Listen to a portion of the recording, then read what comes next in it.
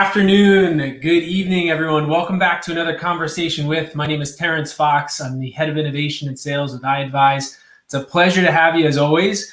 A little bit later in the day, but this is for a good reason. We have a very special guest today. And today's topic is actually a favorite of mine. And it's all about understanding the employee experience and naturally what that means for your customer experience, right? Because they are connected. And as I was just making this joke before the session, as a huge fan of the Office, both the English and the US version, the movie Office Space, it was very easy for me to daydream about negative employee experiences. And on a more serious note, obviously 2020 brought about some seriously new challenges for employees worldwide. Today, I'm joined by Annette Franz, founder and CEO of Customer Journey, Inc., author of Customer Understanding, the guide to putting the customer in your customer experience, and in my opinion, the guiding beacon we all need in this time of incredible chaos. So without further ado, Annette, it's a pleasure to introduce you. Thank you so much for having me. And I just have to say, I love that music that brings us into the start of the live session. It was just kind of like, yeah.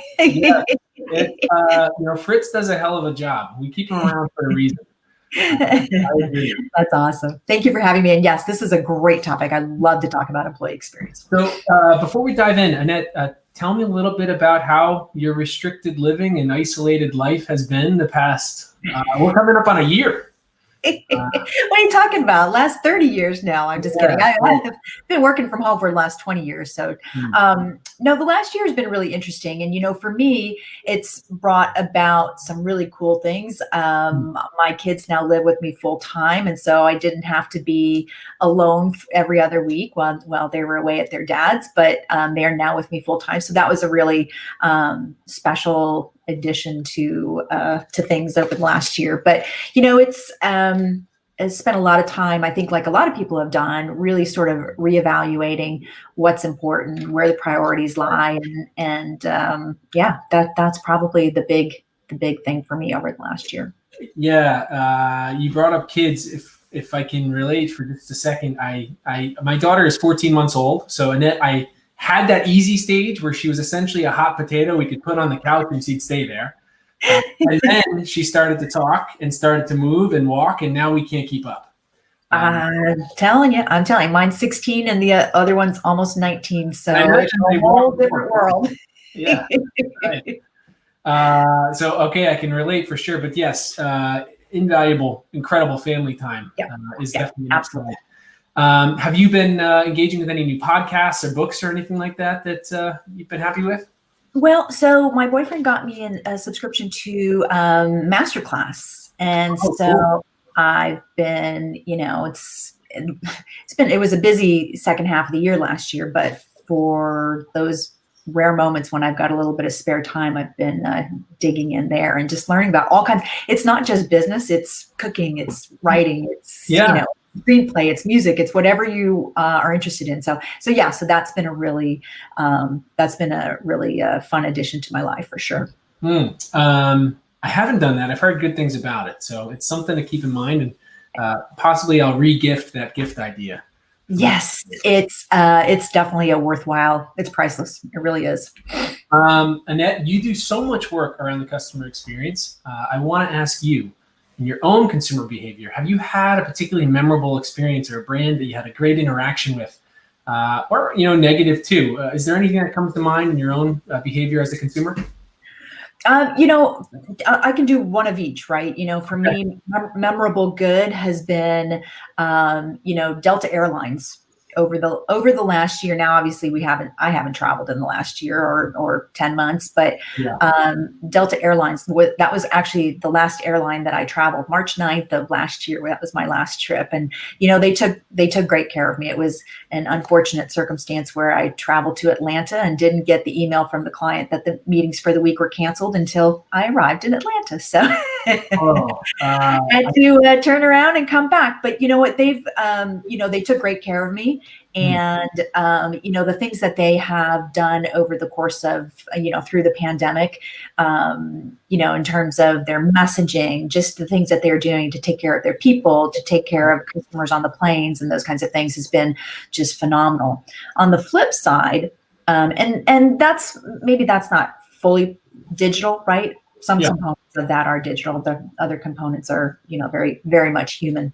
On the flip side, on the negative side, I had an experience with my insurance company where, I was on the app, I'm looking at a claim, I have a question about a claim, I submit a message, and it tells me to go and send an email. So I send an email. I'm sorry. It tells me to go to the website to send the message through the website, not through the app. Already clunky. Go ahead. Yeah, so clunky. So I go and do that, but it gets better, right? So they respond, maybe 2 days later, which was, I guess, okay.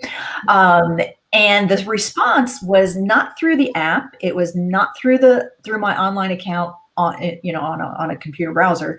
It was an email with a fax attached to it. They had faxed a PD. They had faxed. Somebody had responded to my issue as a fax, PDF'd it, put it in an email, and sent it to me. And I was like, "Wow, what just happened here?"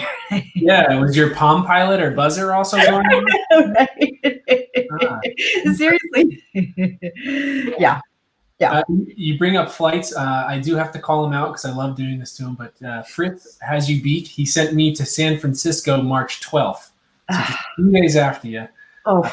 But same scenario. I got there and it was canceled. Yeah. So. Yeah. Now, Annette, similar question, and then we'll get to the meat of today's discussion around employee experience. What have you learned about yourself? How have you changed in terms of your behavior? The biggest thing that I've learned is that I do not need to hoard toilet paper. Yeah, right. I'm sure everyone learned that pretty quick. You suddenly learn how long a whole pack can last you, and it's certainly not necessary to have 80 rolls or 80 packs. Yeah, something tells me there was a lot of toilet paper forts throughout the country, April and May of last year. Yeah, absolutely.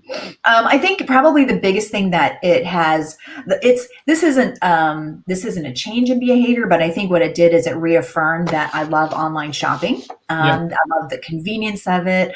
It's just, when you work from home and you've got a busy schedule and you've got kids and you've got everything going on that you do, having the convenience of shopping online is just, it's great. And I've definitely done it more in the last year than I ever have. But obviously, and I think a lot of us have. But it just sort of, for me, reaffirmed that I do love online shopping. I think the other thing that I think probably all of us learned is that while, and this may not be related to being a consumer, and maybe it does because, we still love to go to the stores and everything. But I think that we learned that we crave that human interaction and that it's not just about, hey, the packages showed up at the front door or whatever, when the delivery person actually knocks on the door. Yeah, you start running to the door to have the It's like, wow, I actually get to, talk to somebody. So I think that's a big learning for us. I think maybe we all took that for granted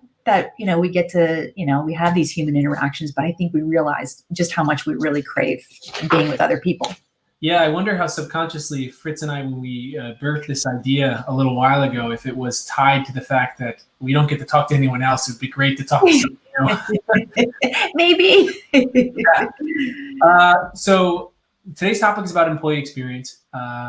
Annette, if somehow someone doesn't know who you are that's listening today, and I'd be wildly surprised that they didn't know who you are, at least your face, and have seen some of the things that you've been attached to as it pertains to customer experience. Tell us a little bit about your career journey, how you got into this, your background. For sure. So I started in this space back in the early 90s at JD Power and Associates.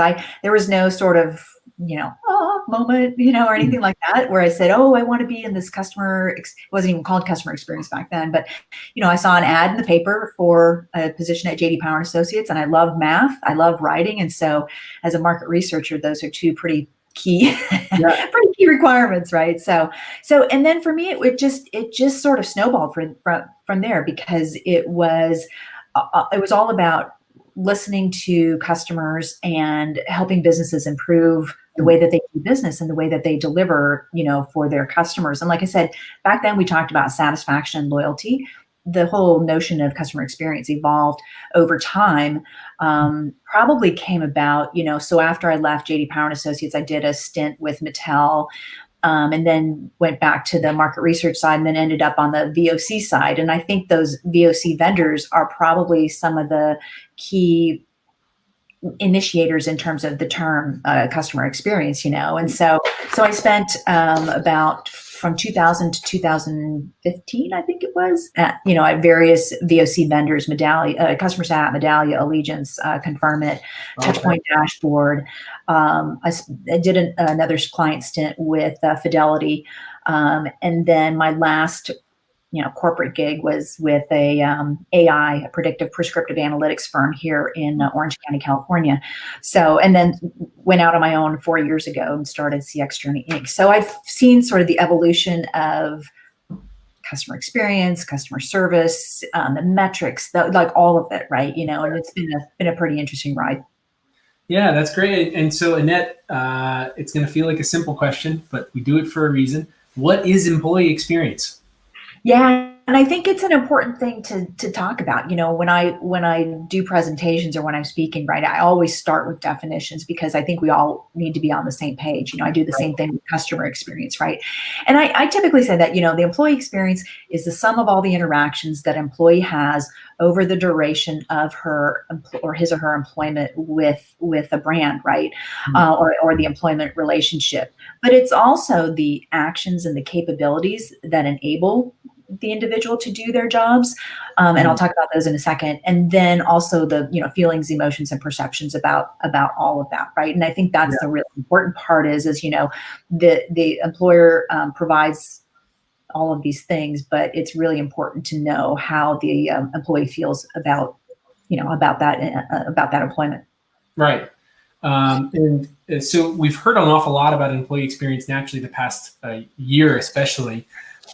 What's causing the shift in demand? What are employees asking for? What can you report? Well, so it's interesting because let me do two sides of that. So I'll start with sort of the last year, and then I'll go back to sort of a broader, bigger picture. So in the last year, I think it's been around, obviously around health and safety. I mean, that's there's probably nothing even close to that for most employees, right? So that's at the top of the list. And then I think it has to do with, this whole work from home thing is so new for so many people.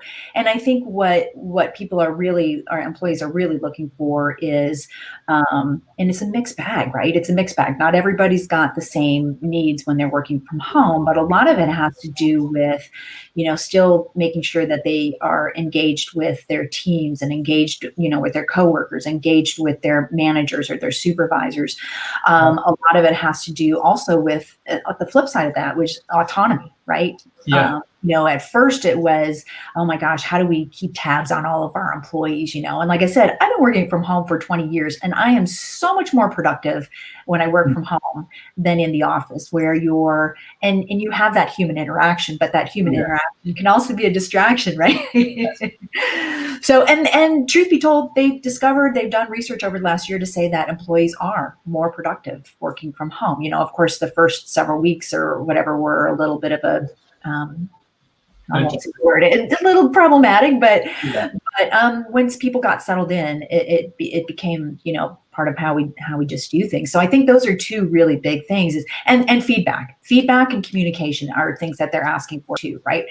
What's going on? What's happening? They don't want to be disconnected from the business, from their coworkers, from anything, right? So that communication just became more and more critical. And I don't think, going back to, beyond just this last year, I don't think that that's all that much different from what employee experience generally entails, right? So I always say, and in the definition, I said there's those capabilities and interactions, right? There's these things that I call they're enablers and blockers for employees to be able to do their jobs. And I categorize them as soft stuff and hard stuff, right? So the soft stuff is some of the things that I just talked about, right? It's the communication, it's the transparency, it's the, growth and development, it's the being empowered to do my job and knowing that I am doing real work and work that's impactful and meaningful. focus on wellness and well-being, and those kinds of things, right? The hard stuff, and this hard stuff was especially important in the early weeks of moving folks home. The hard stuff is what I call the tools, the systems, the processes, the policies, the workspace and the workplace to do their jobs. Because, when I first start working with a client, I'll interview executives, employees, and customers. And the employees tell me, and these are their words, the employees tell me, we don't have the tools, we don't have, the policies are outdated or the processes are broken to serve our customers the way that they deserve to be served. So, people come to work and they want to do a good job, right? But if they don't have those things to do a good job, then they can't, right? So, right. Yeah, and you brought up something very interesting too, and it segues into my next question. Autonomy is necessary, right? And we all, I'm sure, love starting our morning with a coffee in our own house, and you've got your equipment on, you're sitting at your desk, you can do your work and get situated without having to commute, bike in, whatever you used to do. So there's naturally some serious upside, but then the connection is still important, right? You still need to have that connection with your employees, and you still need to, in whatever way, facilitate the individual needs for a connection to each employee. So what does all of this, how does this affect company culture? Well, so here's the interesting thing is that culture has to be the foundation, right? Mm-hmm. That's the starting place. And then the employee experience actually builds on that, right? So the culture is going to affect the experience. So culture, I define that as core values plus behaviors. Mm-hmm. We have to define the behaviors that are both unacceptable and acceptable behaviors that are aligned with each of the core values, and then socialize and operationalize those, right? Yeah. So that's really important. So if the core values are in place and the culture, it's a solid foundation, that, the communication and all the things that we just talked about, all of those things should come naturally. It should just be a part of the way that we do things, right? That's how we do things. Something I wanted to bring up also that I'm kind of excited to get your feedback on, because I know your answer and I know your excitement behind it. But when we think of employee experience, my question is going to be, how does this actually marry customer experience, and what does that look like, and why is it important?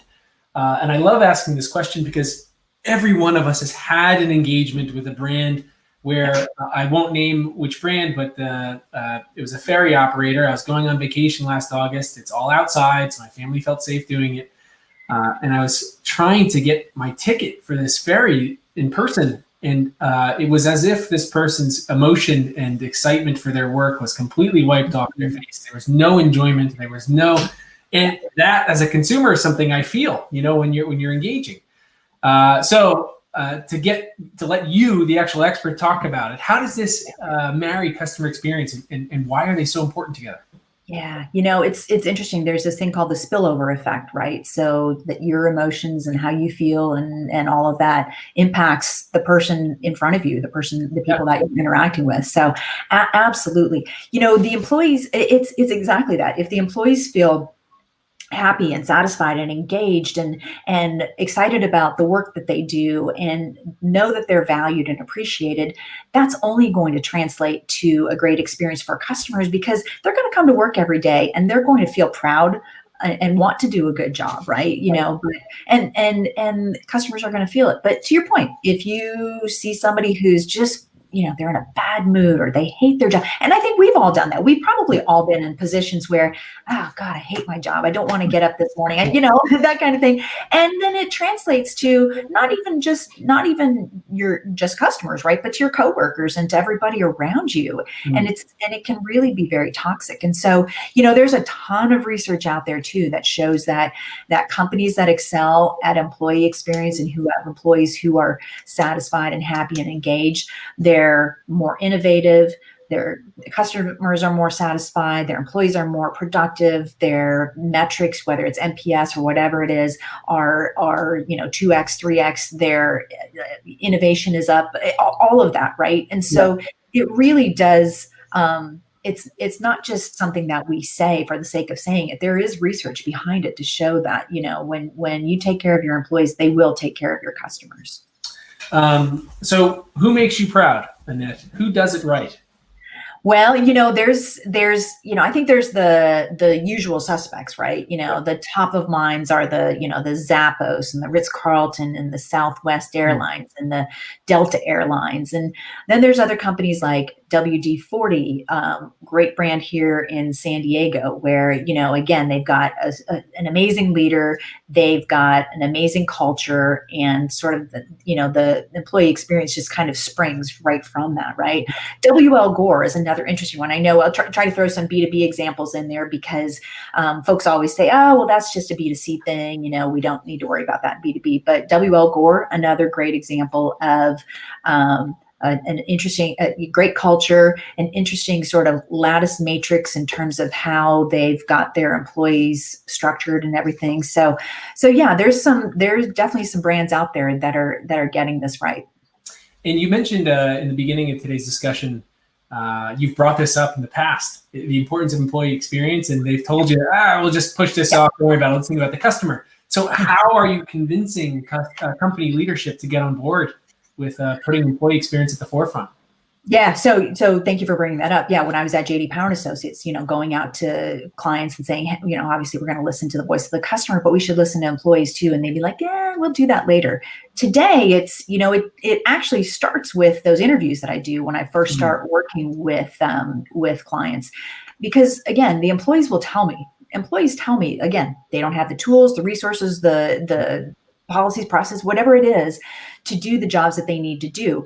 I can make a very clear connection between the employee experience and the customer experience, because when I do those interviews, it's interesting because I might be talking to a group of folks in accounts payable or in account management or wherever it is, but then you go and you talk to the customers, and the pain points that they tell you are directly related to what the employees have just told you in terms of how miserable they are, or how they can't do their jobs and those kinds of things. So there's a very clear connection. And I think that if companies listen to both, they can see that connection. I worked with a software client years ago. This was probably back in 2002, 2003.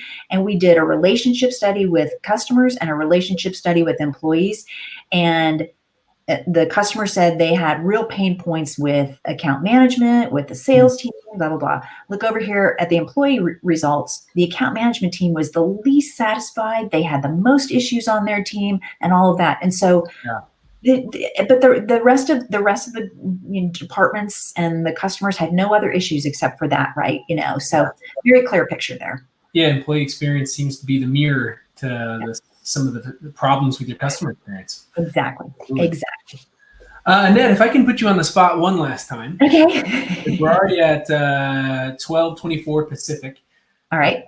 I like to ask this question because, again, you're consulting and working with customer experience leaders day in and day out. But this past year, it showed us that you can't always be prepared for what's next.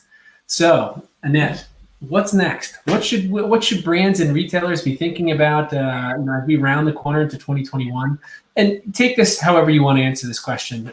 I'm just curious to kind of, what is Annette thinking of late at night when she's, imagining 2021 and what it means for everyone?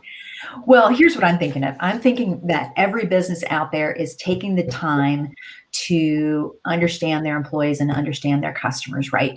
We, back in the, a year ago, friends of mine were getting laid off. They were getting repurposed. They were whatever, in this industry. And very quickly, they were getting hired back elsewhere because there were brands who knew that if I've got insights about my customers, if I've got insights about my employees, I can pivot, I can adapt, I can be ready for this.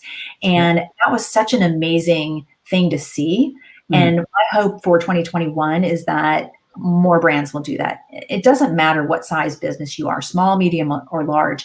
Just take the time to really listen and to understand, and that's going to guide you going forward, no matter what. You can't, you can't find customers for your products. You've got to find products for your customers. You've got to solve problems for them, and there's no better way to do that than to take the time to, listen and really understand them. Well, Annette, thank you so much for joining. This was an absolute pleasure. And again, you are a true thought leader for customer experience and how brands can best prepare. So your time's valuable, and I appreciate you making the time for us.